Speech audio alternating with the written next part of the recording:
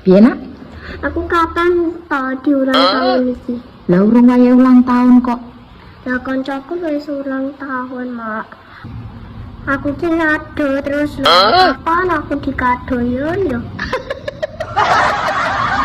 Sisa nak mama wis duwe rezeki, aku ulang tahun sing meriah yo, Mak yo. Heeh.